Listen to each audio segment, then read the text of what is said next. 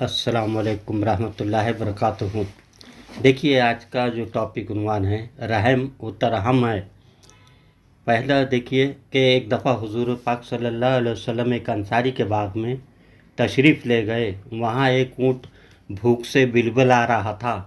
آپ نے شفقت سے اس کے پیٹ پہ ہاتھ پھیرا اور اس کے مالک کو بلا کر فرمایا، اس جانور کے بارے میں تم خدا سے نہیں ڈرتے ہو؟ دوسری حدیث، ایک دفعہ حضرت ابو سعید رضی اللہ تعالیٰ عنہ اپنے غلام کو پیٹ رہے تھے۔ اتفاق سے رسول اکرم صلی اللہ علیہ وسلم اس موقع پر تشریف لائے۔ آپ نے رنجیدہ ہو کر فرمایا، ابو سعید، اس غلام پر تمہیں جس قدر اختیار ہے اللہ تعالیٰ کو تم پر اس سے زیادہ اختیار ہے۔